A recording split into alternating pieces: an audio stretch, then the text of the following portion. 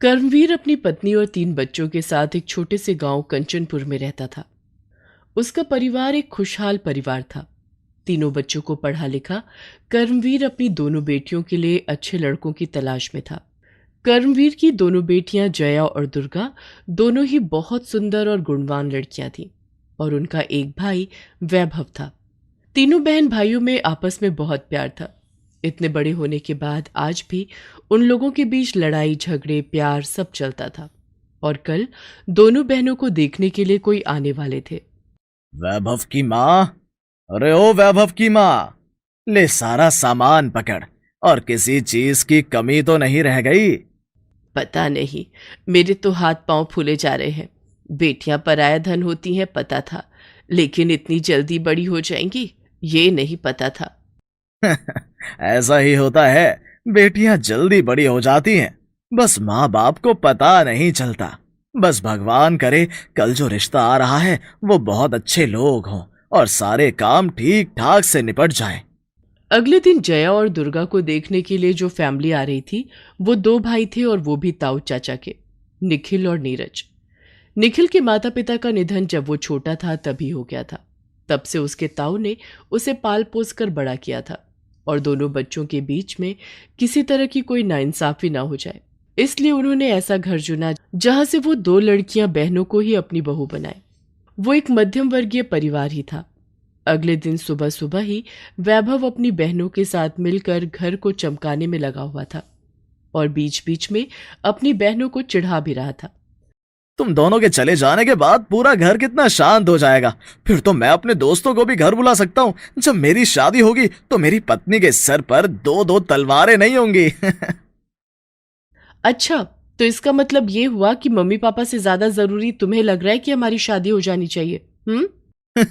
और नहीं तो क्या, बिल्कुल मुझे ऐसा ही लग रहा है। वरना तो तुम दोनों मुझे बैठने कहाँ देती हो। कभी कोई काम बताता है, कभी कोई काम बताता है। तुम दोनों के जाने के बाद कोई मुझे काम नहीं बताएगा। उन लोगों की आपस की नोकझोंक चल ही रही थी कि तभी वैभव की माँ दोनों लड़कियों को तैयार होने का बोलती हैं। लड़के वाले आ जाते हैं तो जलपान करने के बाद में आपस में देखने दिखाने की रस्म होती है। जया के लिए निखिल और दुर्गा के लिए नीरज का रिश्ता तय हो जाता है, और 2-3 महीने बाद बड़ी धूमधाम से दोनों बहनों की शादी कर दी जाती है। शादी के समय वैभव अपनी बहनों से गले लगकर बहुत रोता है। शादी के बाद दोनों बहनें अपने ससुराल में खुशी खुशी अपना जीवन शुरू करती हैं। सब कुछ अच्छा चल रहा था। शादी के बाद निखिल नीरज भी अपने अपने काम में मशरूफ हो जाते हैं। निखिल अपने ताऊ से परमिशन लेने के बाद अपना एक रेडीमेड कपड़ों का काम शुरू करता है, और नीरज अपने ऑफिस में ही जॉब करके खुश था। धीरे धीरे निखिल की मेहनत रंग लाती है, और 4 साल के अंदर ही उसकी एक अच्छी दुकान बन जाती है। इसी बीच दोनों भाई निखिल एक बेटी का और नीरज एक बेटे का बाप बन जाता है। निखिल और जया कभी कभी बीच बीच में अपने ताऊ के घर आते रहते थे। सुनो नीरज, तुम भी क्यों नहीं निखिल जीजा जी की तरह कोई व्यापार कर लेते हो? देखो तो उनकी कितनी तरक्की हो गई है। इस बार जब वो लोग आए तो अपनी नई गाड़ी लेकर आए थे। अब देखो, उन्होंने अपनी बेटी को अभी से ही सोने की चेन बाली और कंगन पहना रखे थे, और एक हम लोग हैं इस छोटी सी तनख्वाह में गुजारा कर रहे हैं। मैं ये नहीं कह रही कि मैं उनसे चिढ़ गई हूँ या मुझे अमीर होना है, लेकिन हमें भी थोड़ा सोचना चाहिए। तुम बहुत अच्छी हो, मुझे पता है। तुम अपनी बहन से कभी नहीं चिढ़ सकती। लेकिन दुर्गा, मैं क्या करूं? हर किसी को हर किसी चीज की नॉलेज नहीं होती। मुझे व्यापार की जरा भी नॉलेज नहीं है। कहीं ऐसा ना हो उसके चक्कर में मैं अपनी जॉब से भी हाथ धो बैठूं। इसलिए जो है हमें अब उसी में ही सब्र करना होगा। और रही बेटे की पढ़ाई की तो तुम उसकी फिक्र मत करो, इतनी सेविंग है मेरे पास।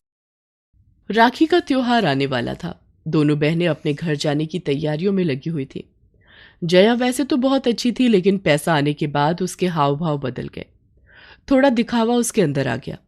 उसे अच्छा लगने लगा जब लोग बाग उसके अमीर होने की तारीफ करते हैं। हर साल दोनों बहनें साथ जाकर ही राखी बांधती थी। इस बारी पहली बार ऐसा होता है कि जया शहर से आ रही थी और दुर्गा अपने ससुराल से। राखी वाले दिन मायके में जया दुर्गा से पहले पहुंच जाती है। कर्मवीर अपनी बहन से राखी बंधवाने उनके गांव गया हुआ था। घर में वैभव और उसकी माँ थी। जया के आते ही वैभव और उसकी माँ खाने पीने का बहुत सारा सामान टेबल पर सजा देते हैं। वैभव जया की बेटी कीर्ति को गोद में लेकर खिलाने लगता है। वैभव देख भाई, इस बार मैं तेरे लिए सोने की राखी लाई हूं।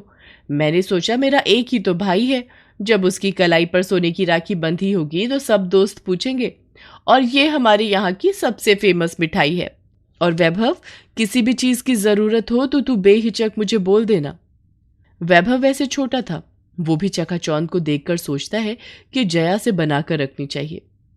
छोटी कीर्ति ने टेबल पर रखे हुए सामान को थोड़ा बहुत फैला दिया। सब लोग दुर्गा का इंतजार करने लगे। दुर्गा बेचारी बस से आई थी, इसलिए पसीने से लथपथ वो घर के अंदर आती है और अपनी माँ के गले लग जाती है। जैसे ही वो जया के गले लगने लगती है, जया बोलती है, अरे दुर्गा, पहले पसीना तो सुखा ले, गले तो हम बाद में भी लग लेंगे। और तू ऐसे पसीने में लथपथ क्यों आई है, और कितनी देर से आई है? नीरज से बोल देती तेरे लिए कैब कर देता। वैसे ही त्योहार के दिन कितनी भीड़ भाड़ होती है। जया को थोड़ा सा तो मन में लगता है, लेकिन फिर वो आराम से पंखे के नीचे सोफे पर बैठ जाती है तो देखती है कि टेबल पर विभिन्न प्रकार की मिठाइयाँ, नमकीन और बिस्कुट रखे हैं। तभी उसकी माँ जल्दी से वहां से सारा सामान हटा लेती है और दुर्गा के लिए पानी और चाय लाकर टेबल पर रख देती है। जया को बड़ी हैरानी होती है कि माँ और कुछ भी सामान खाने का चाय के साथ नहीं देती। वो अपने बेटे को अपने बैग से बिस्कुट का पैकेट निकालकर जब पकड़ाती है तो उसकी माँ कहती है, अरे रुक, मैं लेकर आती हूँ नमकीन बिस्किट। फिर दोनों बहनें अपने भाई वैभव का तिलक करती हैं। तब जया दुर्गा को दिखाती है कि वो वैभव के लिए सोने की राखी लेकर आई है, और वो छोटा है इसलिए उसके लिए एक पैंट शर्ट और सबसे अच्छी मिठाई लेकर आई है। जया अपने रेशम के धागे को देखती है जो उसने मात्र 30 रुपए का खरीदा था। राखी बांधते हुए अब उसका मन भारी हो चुका था। वो वैभव और अपनी माँ की तरफ चोर नजरों से देखती है तो वो दोनों जया की लाई हुई राखी को ही देख रहे थे। वो चुपचाप वैभव को राखी बांधती है, तिलक लगाती है और आधा किलो मिठाई का डिब्बा उसके हाथ में रख देती है। उसके बाद जया की बेटी कीर्ति दुर्गा के बेटे को चांदी की राखी बांधती है। दुर्गा कीर्ति को एक सुंदर सी फ्रॉक और 100 रुपए देती है, जिसे जया पलट कर कई बार देखती है।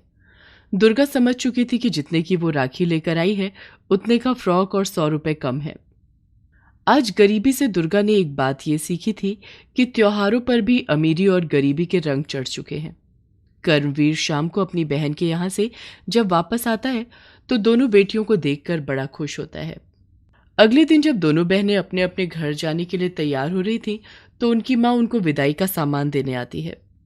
जया, ये ले बेटा, ये साड़ी, कीर्ति के कपड़े, और तू तो वैसे भी इतनी महंगी राखी लेकर आई थी, ये 2000 रुपए शगुन के हैं। वहीं वो दुर्गा को एक साड़ी और 500 रुपए देती है। दुर्गा चुपचाप लेकर उसे अपने बैग में रख देती है और जया ये देखकर अपने आप को बड़ा ही बड़ा महसूस कर रही थी। उसे लग रहा था कि अमीर होने से उसकी इज्जत बढ़ गई है। वहीं सोफे पर बैठे हुए कर्मवीर ने जब ये होते हुए देखा, उसने तभी अपनी पत्नी को रोक दिया। वैभव की माँ, जरा तुम मुझे ये बताओ कि तुमने जया को कुछ और शगुन और दुर्गा को कुछ और शगुन क्यों दिया? इसमें बताना क्या है? देखो तो जया कितना खर्चा कर कर आई है। सोने की राखी लेकर आई थी और सबसे महंगी वाली मिठाई। अब ये तो रीति रिवाज है, जितना जहां से मिलता है उतना ही देना भी होता है। जया बेटा, बुरा नहीं मानना, तुम अपना शगुन टेबल पर रखो, और दुर्गा तुम भी। और वैभव की माँ, तू मेरी बातें ध्यान से सुन और वैभव को भी बुला ले। सब लोग आकर वहां बैठ जाते हैं। कर्मवीर गुस्से में बोलता है, जया, जब तुम अपने भाई के लिए राखी खरीद रही थी तो तुम किस भावना से राखी खरीद रही थी? क्या तुम्हारे मन में यह विचार था कि मैं सोने की राखी ले जाकर वहां पर अपनी अमीरी के रंग दिखाऊंगी? सबसे पहले मिठाई लाकर तुम क्या जताना चाह रही थी कि आज से पहले हम लोगों ने कभी मिठाई नहीं खाई? तुम दुर्गा को नीचा दिखा रही हो किस लिए? क्या वो तुमसे तुम्हारे घर कुछ मांगने गई है आज तक? क्या तुमने कभी उसके ऊपर कोई एहसान किया है? नहीं ना। और तुम वैभव की माँ, तुमने सिर्फ ये देखा कि वो ज्यादा सामान लेकर आई है तो उसे ज्यादा शगुन, और जो कम लाई है उसे कम शगुन। मतलब राखी का त्योहार कोई त्योहार ही नहीं है। और तुम एक माँ होकर त्योहार पर अपनी बेटियों के साथ भेदभाव कर रही हो ताकि इस त्योहार के बाद ये दोनों बहनें आपस में एक दूसरे की दुश्मन बन जाएं। इनके बच्चे भी आगे एक दूसरे को पसंद ना करें। रिश्तों में ऐसे बीज मत बो जिन्हें काटना मुश्किल हो जाए। और मैं तुम दोनों बहनों से पूछता हूँ, तुम दोनों अपने भाई को राखी किस उद्देश्य के लिए बांधने आई हो? पापा, वैभव मेरा इकलौता भाई है और मैं माँ की कसम खाकर कहती हूँ, मैं त्योहार को त्योहार की तरह ही मनाने आई थी। कल से जो कुछ मैं देख रही थी मुझे भी बुरा लग रहा था, लेकिन मेरे लिए त्योहार पर शांति बनाए रखना सबसे ज्यादा जरूरी था। जया के पास कोई जवाब ही नहीं था। उसे तब एहसास होता है कि हाँ, उससे गलती हो गई है। जया बेटा, बुरा नहीं मानना। हमें बहुत खुशी है कि तुम लोग मेहनत करके बहुत अमीर बन गए हो, लेकिन बड़ा वही होता है जो सामने वाले को कभी छोटा महसूस ना कराए। बहन भाइयों का प्यार कभी भी कम नहीं होता, और उसे समान बनाना बाद में बहन भाइयों का ही काम होता है। सॉरी पापा, मुझसे गलती हो गई। मैं प्रॉमिस करती हूँ आगे से कभी आपको शिकायत का मौका नहीं दूंगी। और मेरी बहन दुर्गा, तुम भी मुझे माफ कर दो। मैंने तुम्हारा दिल दुखाया। फिर सब लोग मिलकर आपस में एक दूसरे से माफी मांगते हैं और साथ बैठकर चाय पीते हैं। उसके बाद वैभव की माँ दोनों बेटियों को सामान और शगुन के साथ खुशी खुशी विदा करती हैं और राखी का त्योहार अमीर गरीब की भावना में बहने से बच जाता है।